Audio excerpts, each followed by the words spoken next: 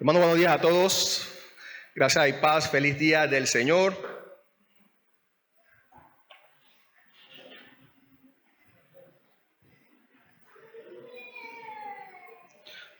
Estamos aquí todos con gozo. Y no desde que comenzamos a cantar, sino desde ayer esperando este momento para reunirnos, en donde sabíamos que nos vamos a reunir para adorar a nuestro Dios. Y vamos a Éxodo entonces.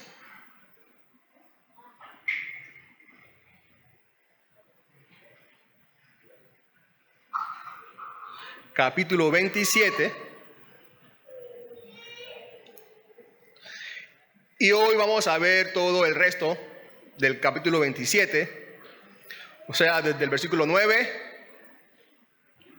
hasta el versículo 21.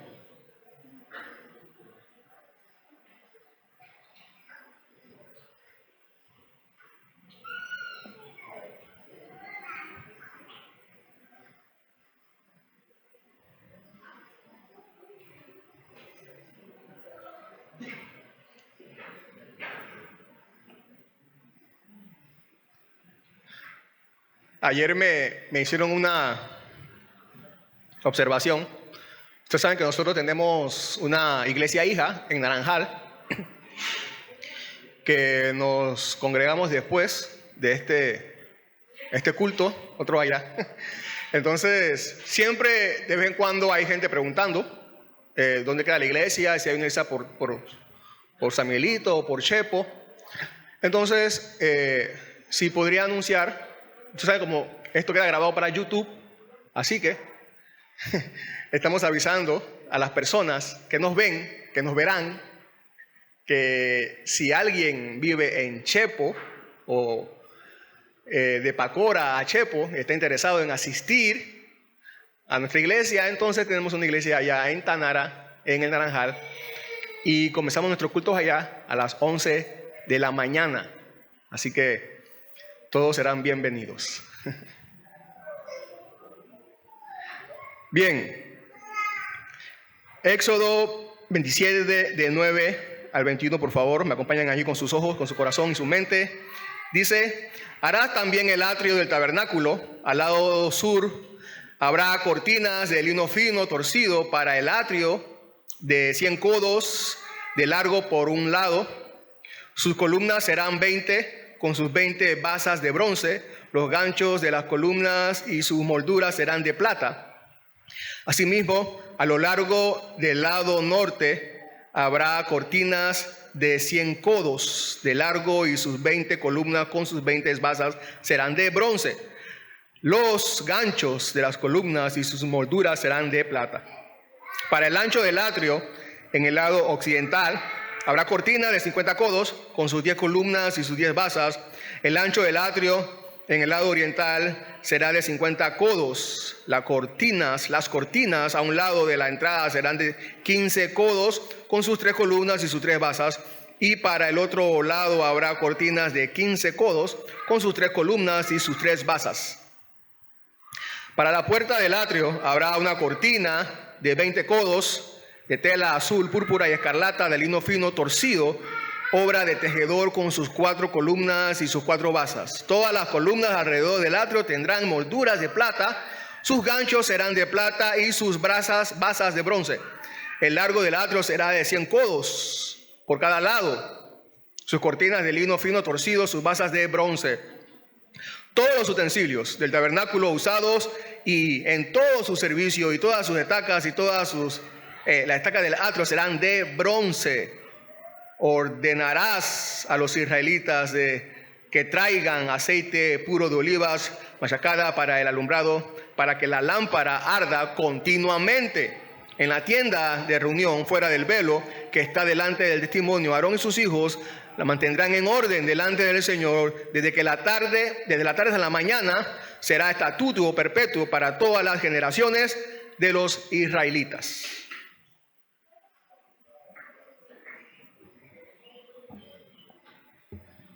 bienes futuros de común para todos. Bienes futuros de común para todos. Decía un pastor llamado Richard Baxter,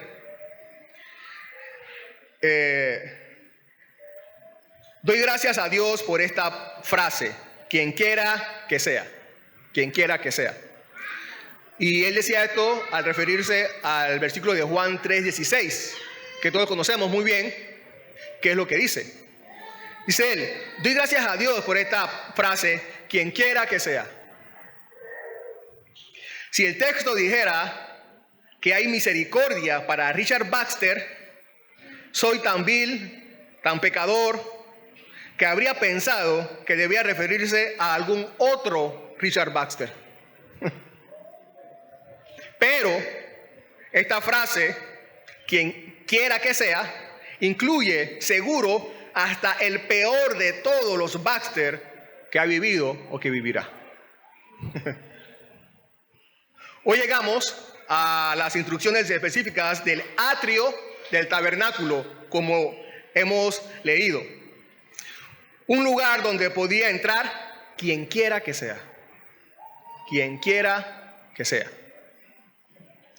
Nosotros hemos venido hablando acerca de del mobiliario del tabernáculo. Hemos hablado de una caja del arca, una caja de unos querubines, de un propiciatorio, de una mesa, de panes, de un candelabro, cortinas, velos.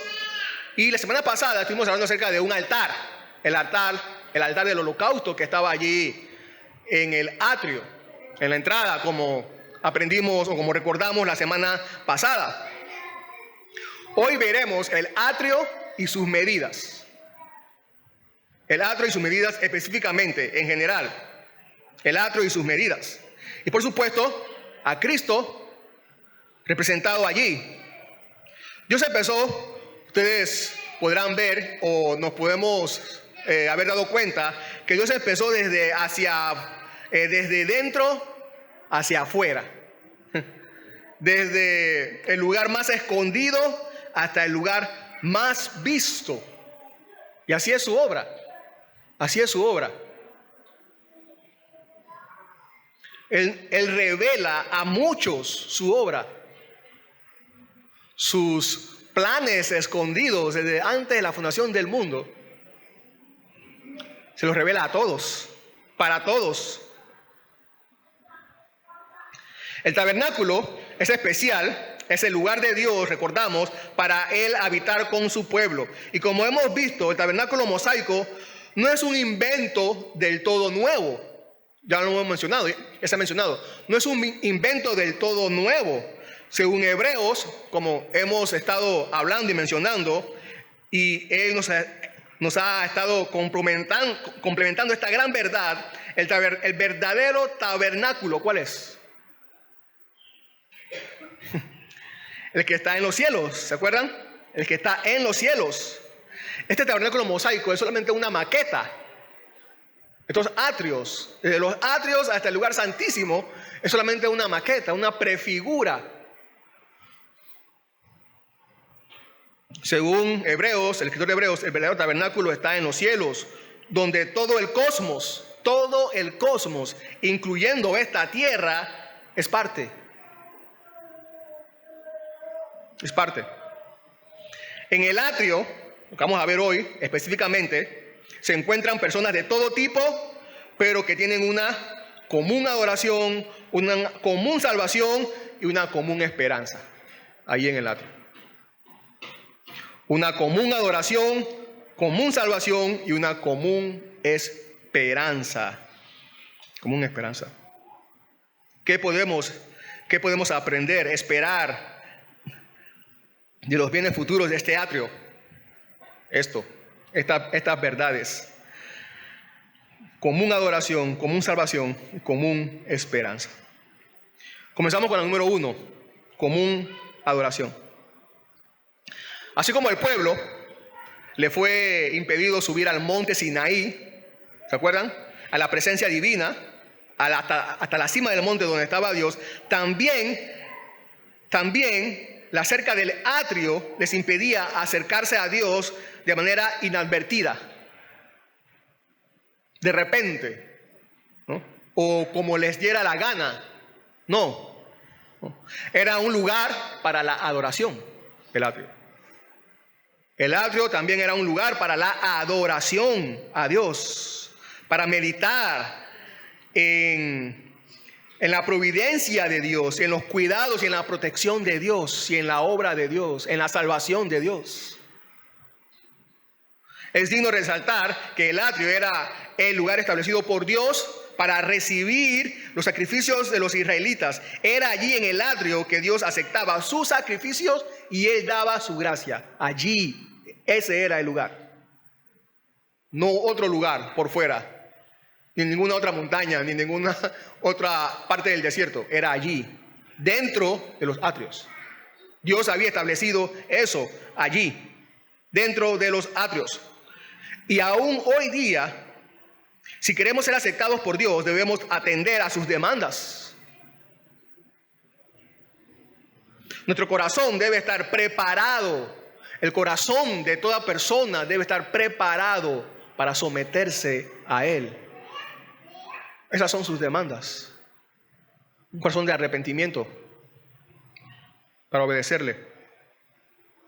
Pero una de las diferencias, como ya hemos estado mencionando, del atrio, de las otras habitaciones, lugar santísimo, lugar santo, es que podían entrar todas las personas.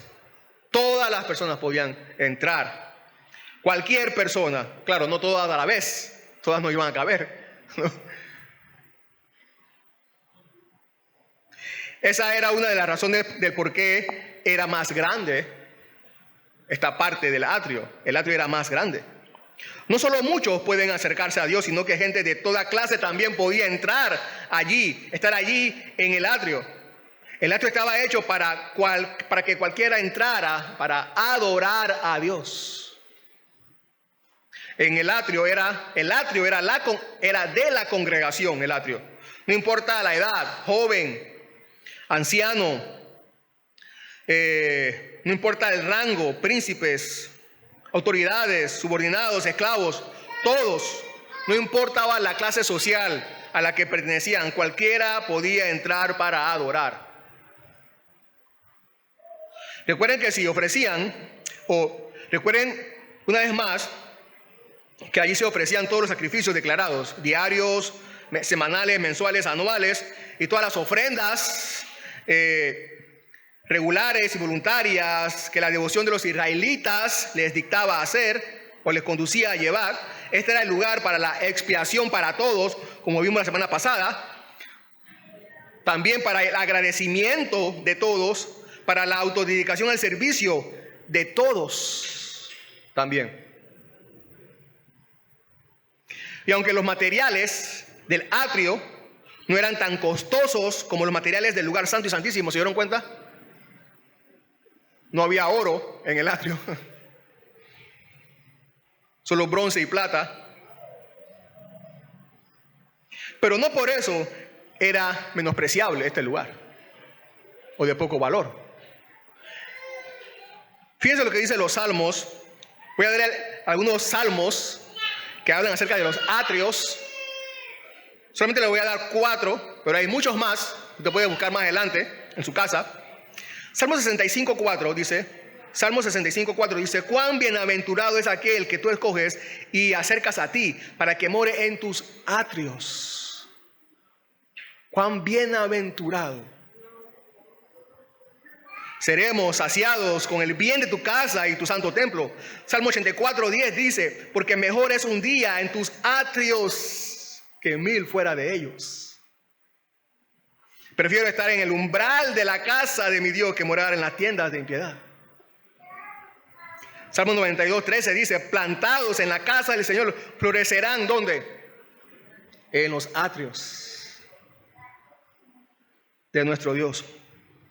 El Salmo 104, que es más conocido, dice, entren por sus puertas con acción de gracias y a sus atrios con alabanza, denle gracias, bendigan su nombre.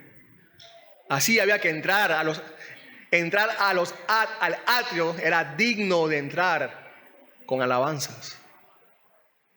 a Dios. Ya hemos mencionado que según la Biblia en Hebreos, este tabernáculo es solo una maqueta que es figura del verdadero tabernáculo, no hecho, como dice Hebreos, por manos humanas, sino hecho por la obra directa de Dios. El tabernáculo que está en los cielos, donde Jesucristo entró, donde ya Él entró como ofrenda aceptable al Padre, y desde allí es nuestro sumo sacerdote. Cristo está ahora mismo en el lugar santísimo del verdadero tabernáculo.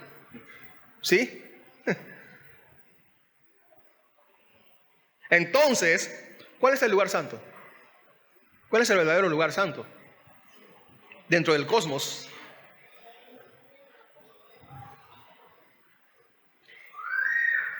Precisamente es todo el cosmos que podemos ver apenas con telescopios, donde están las maravillosas y hermosas estrellas.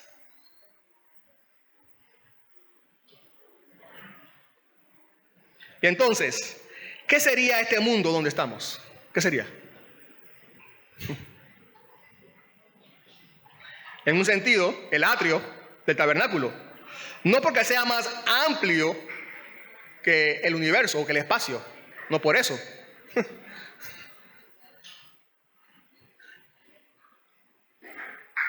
Sino porque aquí están todas las personas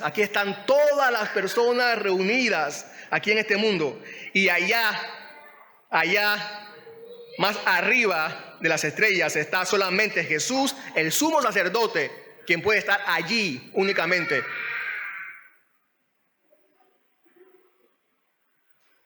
Y que ha ofrecido sacrificio Él mismo para nosotros.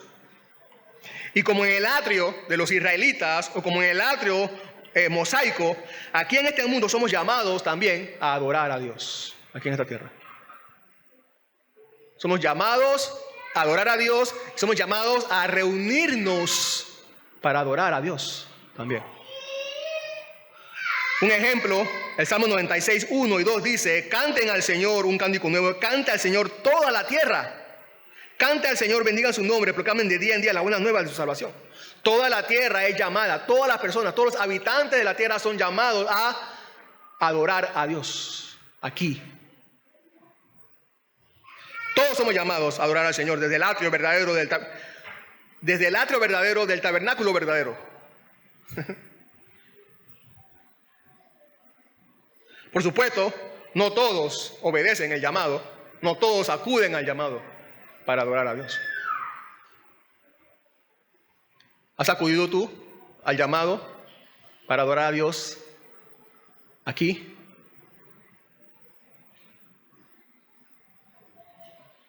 El apóstol Pablo nos recuerda que la obra de Cristo se refleja en el que todos los pueblos de toda la tierra alaban al Señor por medio de los creyentes de todas partes y de toda clase social. Fíjense, Romanos 15:11 dice: y de nuevo, hablando Pablo de la obra de Cristo, que se ve a través de todos los creyentes de todas partes del mundo. Alaben al Señor todos los gentiles y todos los pueblos lo alaben. Una de las verdades, ustedes saben, que encontramos en toda la Biblia, desde Génesis a Apocalipsis, es que Dios nos ha puesto aquí en esta tierra por una razón, con un propósito. ¿Cuál? Adorarle a Él. Adorarle a Él. Y un día todos adorarán a Dios aquí en esta tierra. Es un privilegio que Dios haya hecho y preservado este lado del cosmos para su adoración, aun a pesar de las afectaciones del pecado. Todos vivimos en los atrios, todos, aquí en este mundo, el atrio, todos. Y a nosotros, su pueblo, el pueblo de Dios, de manera comunitaria nos ha dado el privilegio de reunirnos cada domingo para adorar a Dios desde aquí, desde esta parte del tabernáculo, del verdadero tabernáculo de Dios. Mientras otros simplemente tratan de hacer su propia adoración para sí mismos, nosotros miramos hacia arriba y miramos hacia el futuro o hacia adelante, esperando la nueva ciudad y el tabernáculo de Dios. Recuerdan que promete Apocalipsis 21, ¿se acuerdan? Y si usted se está preguntando, y pastor, ¿cómo adoramos? Entonces, ¿qué debemos hacer para adorar a Dios en el atrio, aquí en esta tierra? ¿Qué debemos hacer? ¿Cómo lo adoramos? Bueno, esa pregunta ya fue respondida la semana pasada.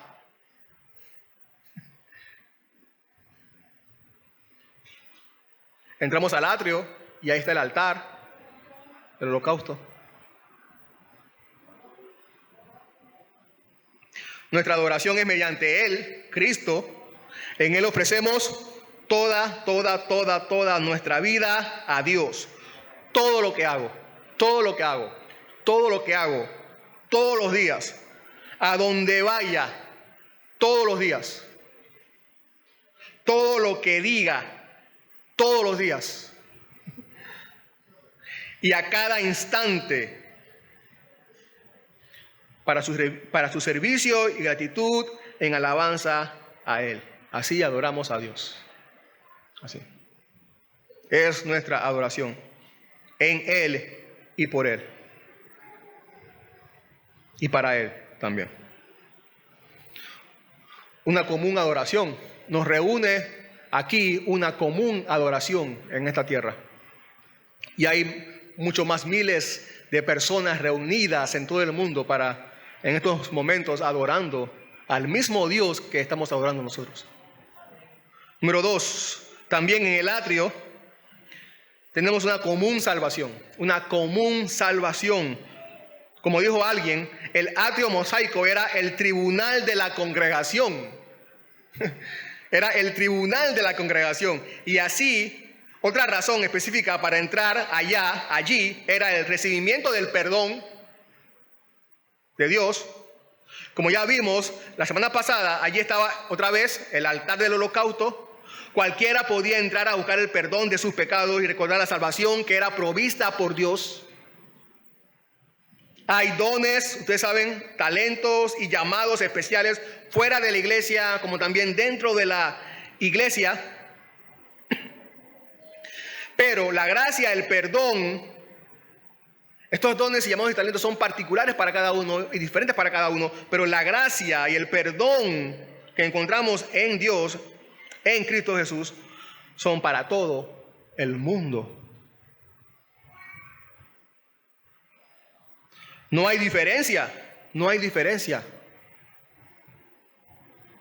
importa cuál sea tu cargo, el sacerdote o el pueblo, las autoridades o las personas como obreros, todos somos culpables ante Dios, todos hemos pecado y estamos destituidos de la gloria de Dios. No hay diferencia, pero nos une un mismo lugar, un mismo medio.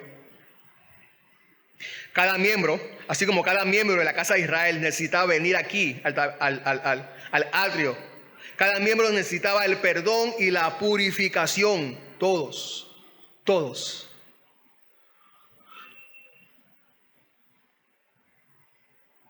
No importa que fueran el pueblo que Dios había sacado de Egipto, todos necesitaban perdón. Ahora, allí se mencionan los velos, o hemos visto en todos estos capítulos anteriores que se nos ha hablado acerca de los velos y sus bordados, ¿no? Y cómo eran ricamente teñidos en cada parte de en cada entrada de cada habitación, tanto del tabernáculo como también, como leímos hace un momento, la entrada al atrio. Y todas estas entradas o velos inspiraban a todas las personas culpables, afligidas, que volvían su mirada hacia allá, hacia el tabernáculo, hacia el atrio, con las más consoladoras expectativas de perdón y salvación. Cualquiera que fuera el pecado, el altar allí adentro podía ser, ellos podrían llegar allí. Cualquiera que fuera la impureza del pueblo, el pecado del pueblo, allí podría ser expiada y purificada. Así pues, el perdón y la salvación en Cristo son un privilegio común para todos. En el versículo 16, como leímos, no sé si se acuerdan, pero ahí se habla de la puerta. Se menciona la puerta ahí del atrio. Ahora, la palabra que se usa ahí en el hebreo es la palabra puerta, pero aquí significa más bien entrada, porque como ya suponemos no había una puerta en sí, ¿no? No se abría donde de vuelta una manija y no, eran velos, ¿no? Cubiertas, cortinas, eran velos. Así que los adoradores que entraban apartaban la cortina, así era en ese sentido. Entonces, por su contraste con la tela o las cortinas que rodeaba el resto del atrio, mostraría entonces muy claramente por dónde todos debían entrar. Muy bien quedaba diferenciada la entrada al atrio. Y como ya se ha mencionado, cada entrada, cada sección tenía entonces una entrada con su velo. Cada uno de estos velos cubría u ocultaba el interior a los ojos de quien se acercaba desde afuera. Ya sea el sacerdote que quería entrar, ¿no? Cada uno tenía este carácter de una puerta. Los 3 velos o las 3 entradas estaban hechas de los mismos materiales preparados precisamente en el mismo orden, y las 3 entradas o velos tenían las mismas dimensiones en cuanto a su confección y superficie. Las 3 entradas, el tabernáculo, el lugar santo y el lugar santísimo. De la misma manera estaban confeccionados, con los mismos materiales.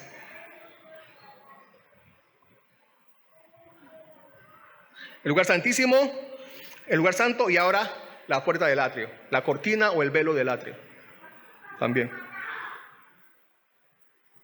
La misma verdad entonces parece estar aquí establecida por cada uno de estos velos.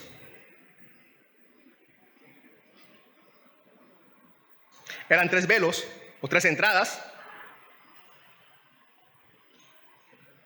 contando la del atrio, ¿no? En el que estamos ahora.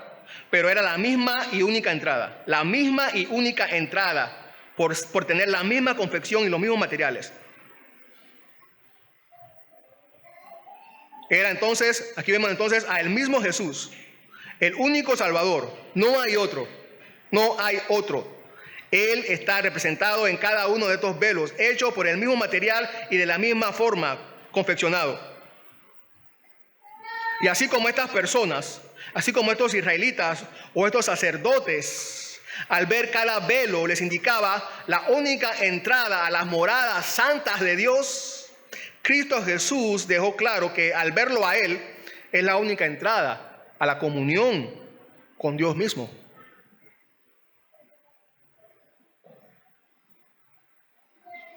Pero no solo el medio para ser perdonados, la entrada para ser perdonados, no solo eso, también el lugar, en este caso el atrio, nos enseña de un Dios abundantemente bueno, grandemente bueno, por las dimensiones del atrio, por las medidas del atrio. El lugar, otra vez, era amplio para recibir no a un pecador, sino a muchos pecadores. A Dios le interesa perdonar a muchos y de diferentes clases sociales, no a unos cuantos de cierto prestigio o categoría que se visten de cierta forma. No. Al lugar santísimo, ustedes recordarán que podía entrar uno solo una vez al año. ¿Se imaginan si hubiera sido igual en el atrio para buscar el perdón de los pecados y recordar la salvación en Cristo? ¿Se imaginan eso? Si solamente uno podría entrar una vez al año para buscar perdón y salvación.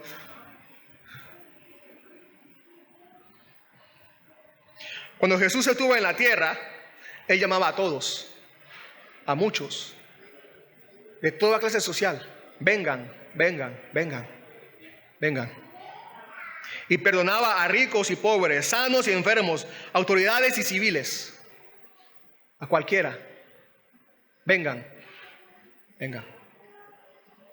En Salmo 130, versículo 7, dice el salmista: oh Israel, espera en el Señor. Israel, la nación completa. Espera en el Señor, porque en el Señor hay misericordia y en Él hay abundante redención. Y dice el versículo Romanos 5:20, el pastor Pablo dice: la ley se introdujo para que abundara la transgresión, pero donde el pecado abundó, sobreabundó la gracia. No fue en la transgresión de un hombre, sino en la transgresión de muchos hombres que sobreabundó la gracia. La compasión de Dios es inmensa, inmensa.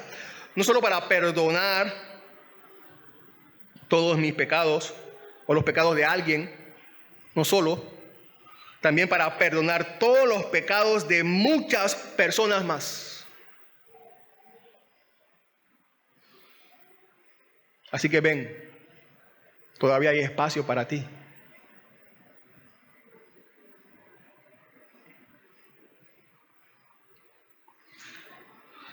Ahora, otra vez, si vemos todo el cosmos como el verdadero tabernáculo, como lo enseña el escritor de Hebreos, es aquí en esta tierra el atrio en el cual hemos recibido su perdón, su salvación, usted y yo. Y los salvos estamos aquí reunidos para celebrar su salvación. Número 3, común esperanza. Número 3 y última verdad que aprendemos acerca del atrio. También, común esperanza. El tabernáculo de la congregación era menos lujoso, ya se ha mencionado y lo hemos leído, comparando con el Santísimo y con el lugar santo. El atrio tenía metales de bronce y plata, en los otros había oro fino, ustedes recordarán oro fino, pero los lugares estaban conectados entre sí. Había una puerta que guiaba a la otra puerta y esa puerta guiaba a la otra puerta, ¿no? Estaban conectados entre sí. Y el sacerdote que pasaba al interior, tabernáculo, y después la santa habitación, el lugar santo, y después pasaba una vez al año al lugar santísimo, representaba en ese momento a toda la nación. A toda la nación. El sacerdote que entraba al tabernáculo y se hacía el sacrificio representaba a toda la nación. El sacerdote que entraba al lugar santo representaba a toda la nación también. Y el que entraba una vez al año al lugar santísimo también representaba a toda la nación. Ahí estaban todos. Ahí.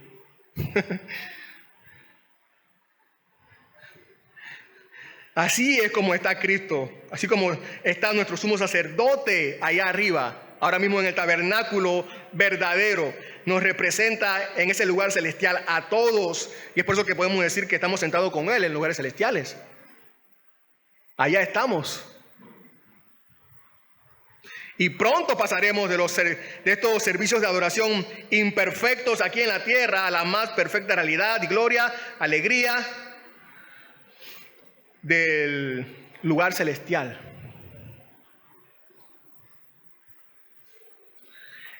Debía ser la calidad del atrio. Esta debía ser la calidad del atrio. Bronce y plata.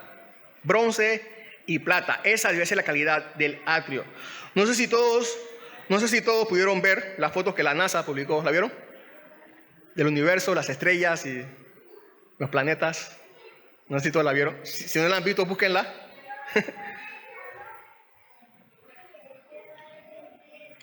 Publicaron fotos de algunas partes del espacio, del universo, donde estaban los cuerpos celestes.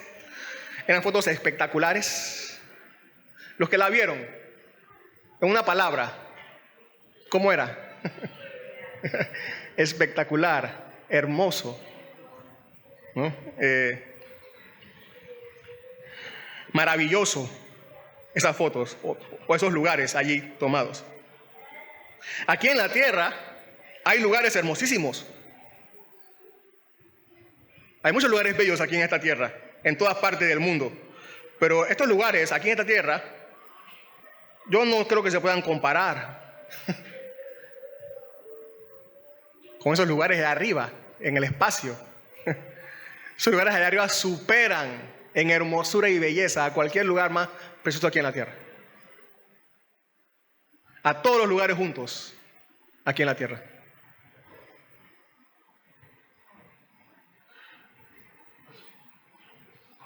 Ahora imagínense donde está el Hijo de Dios sentado en su trono. ¿Cómo será? Mucho más precioso, mucho más hermoso. No tenemos ni idea, ni idea. Esa fue lo que tomaron y que vieron. Nosotros no tenemos ni idea de que se pudiera ver así. Mucho más, no tenemos ninguna idea de cómo es donde está sentado el Hijo de Dios en su trono ahora mismo. Seguro que si usted hubiera llegado al atrio, ahí, yo estoy seguro que si usted hubiera entrado al atrio mosaico, usted hubiera pensado, tengo una idea. ¿Por qué no arreglamos el atrio de tal manera que se vea igualito que el lugar santísimo?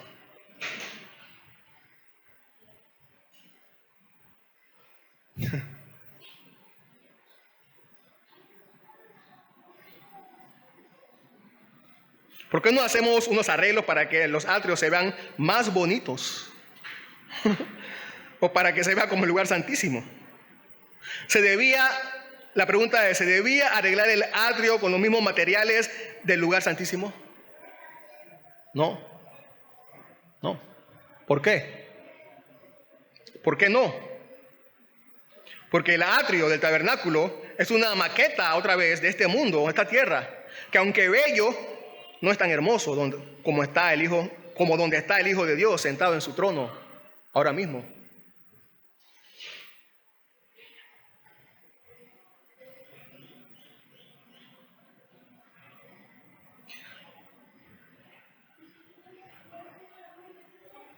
Si fuera igual, no anhelaríamos la presencia de Dios. Como leímos, el atrio tiene sus medidas. ¿Se acuerdan? Ahí están los codos que debe medir el atrio. A lo largo, como ancho y todo lo demás. Ahí están los codos. No fue un tamaño a consideración de Moisés. Y ciertamente como el tabernáculo era portable, debía tener un tamaño práctico que les permitiera armar y desarmar sin mucha complejidad. Eso es verdad. Pero si pensamos que el atrio era principalmente un recinto, un lugar que rodeaba la estructura sagrada y la preservaba del contacto con las asperezas del mundo exterior, todo dentro del atrio, la medida, ¿no?, era para limitar el lugar santo del lugar que no era santo. Todo lo que estaba afuera no era santo. Todo lo que estaba adentro era santo.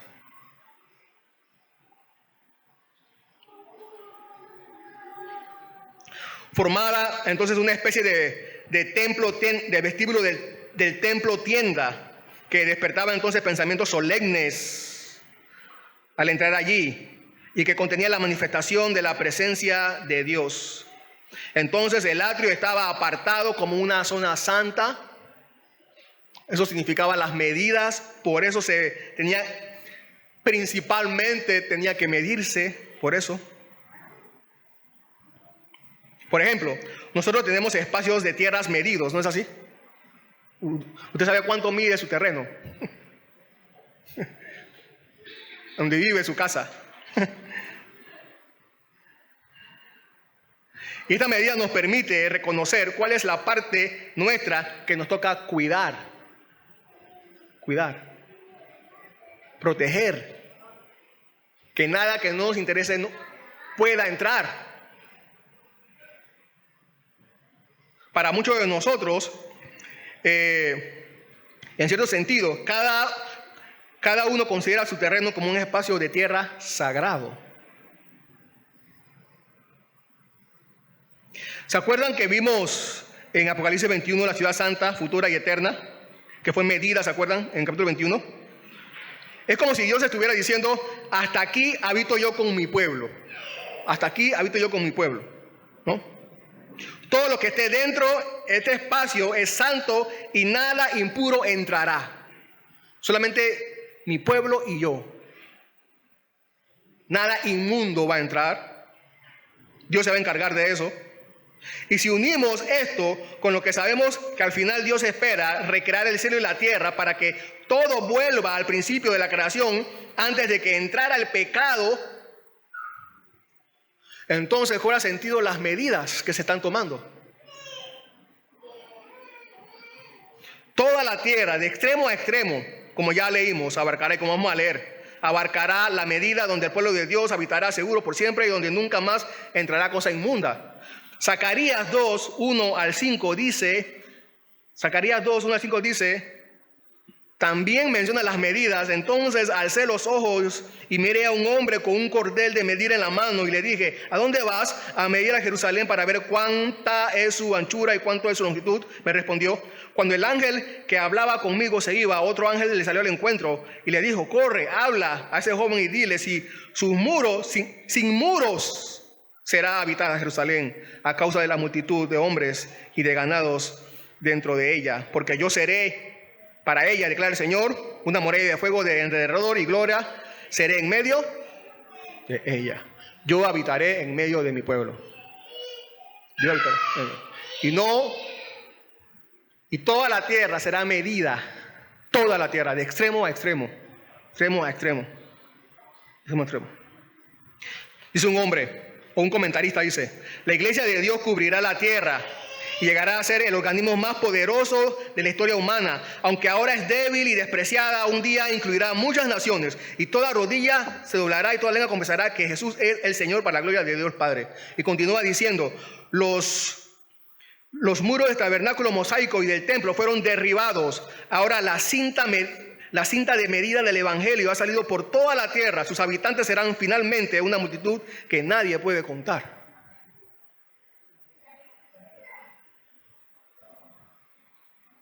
Toda la tierra será medida y será santa para Dios, para Él y para su pueblo.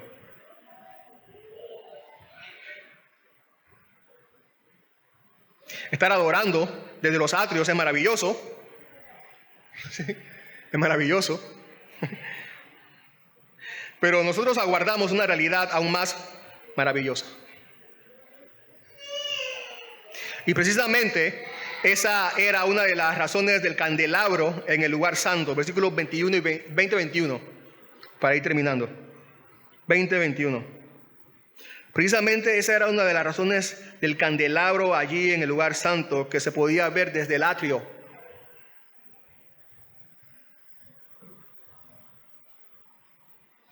Una luz artificial, el candelabro. El candelabro, una luz artificial, pero continua, que nos enseña que la luz verdadera está pronto a ser la luz única que nos alumbrará por toda la eternidad.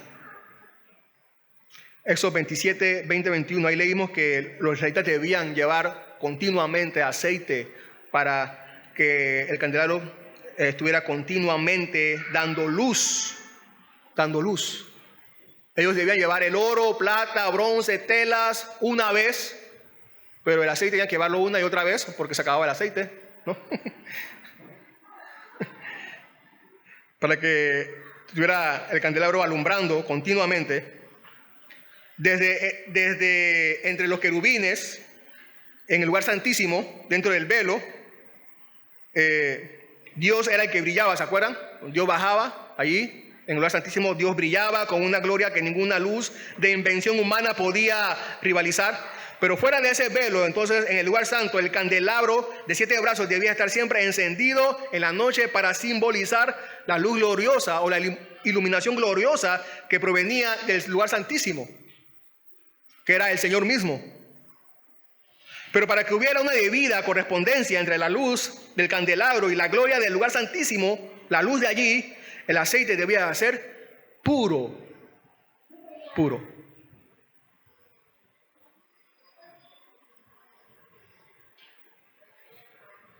Este aceite, por supuesto, prefigura el Espíritu Santo o la obra del Espíritu Santo a través de Cristo para el creyente.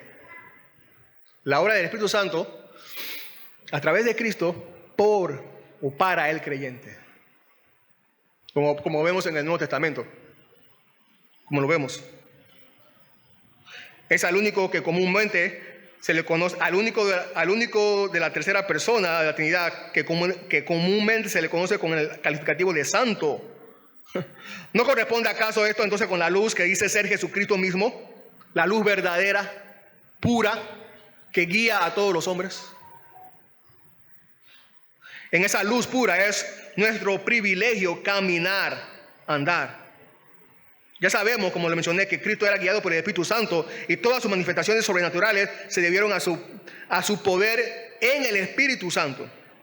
Y aún antes, después de la ascensión de Cristo, el Espíritu continúa hasta el día de hoy haciendo resplandecer a Cristo en todas las cosas.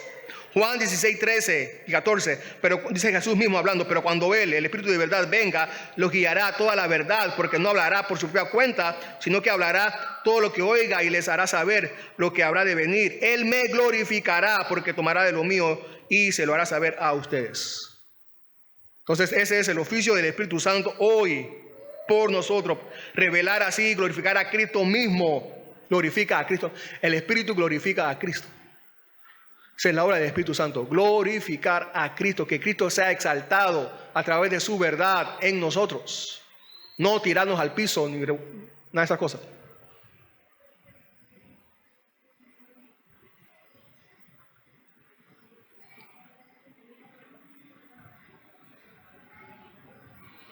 Esta es su obra. Él conoce el camino y nos lleva por ese camino, nos guía a Cristo por ese camino, lleva al pueblo de Dios por ese camino. La verdad de Cristo la repite al oído espiritual de los creyentes y de aquellos que Él prepara para que reciban por primera vez esa verdad. Y mientras estemos aquí, en este lado de la eternidad, su luz es suficiente para guiarnos a la provisión que Él nos ha preparado. El pan, la mesa, el pan, que nunca nos faltará. Todos somos sacerdotes hoy y tenemos el privilegio de acceder y sentarnos a su mesa. Así que hermano, hermana, no te quedes afuera. No te quedes afuera. Ya no hay velo que te detenga. Ya no tienes que quedarte afuera, hermano, hermana. Ya no tienes que quedarte afuera llorando, desesperado, como si no tuvieras entrada a la guía de la luz, que es tu Señor.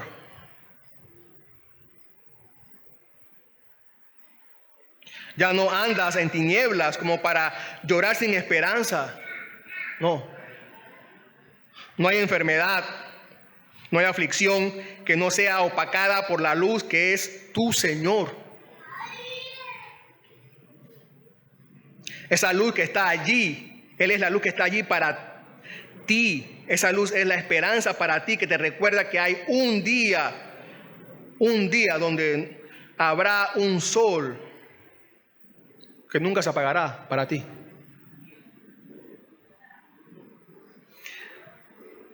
Esta luz, por supuesto, nos recuerda, entre otras cosas, que el Señor es hermoso, resplandeciente, glorioso, pero también nos recuerda que su hermosura transformará todo nuestro dolor en belleza infinita.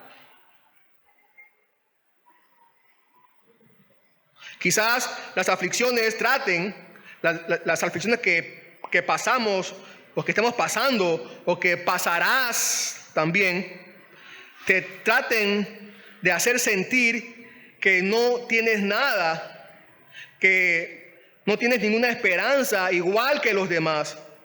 Pero cuando vamos a Él, cuando tú vas a Él, sus promesas te recordarán que no es así. No es así. No es así. No es así.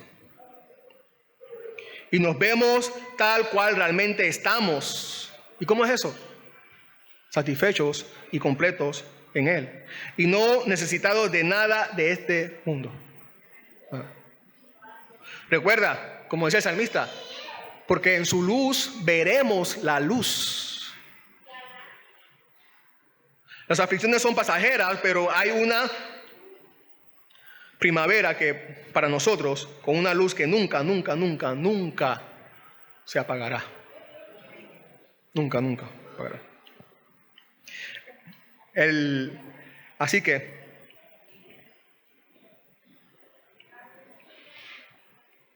el fin último del tabernáculo mosaico, el fin último del tabernáculo mosaico y todo su mobiliario nos dan la seguridad de la protección, de la gloria, de la gracia, de la bendición y del triunfo final de aquel cuya palabra no puede fallar.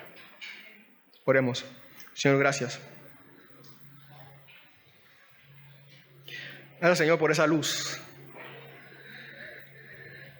que ahora vemos, que por la obra del Espíritu Santo podemos ver esa luz que es Cristo en nosotros y para nosotros, Señor. Señor, que nuestra mirada no sea parte de esa luz, Señor, para caminar siempre en la dirección adecuada, en la dirección eterna, de dicha eterna, Señor, y salvación eterna. Gracias, Padre, por recordarnos todas estas promesas, todas estas verdades, Señor, y por animarnos. Solamente tu palabra nos da la paz, como más nada ni nadie puede darnos paz, Señor, en medio de este mundo confuso, triste y sin esperanza. Allá está la luz, Señor, esperándonos para llegar a esa tierra donde todo será gozo y alegría, donde tú serás, Señor, nuestra morada por siempre. Amén.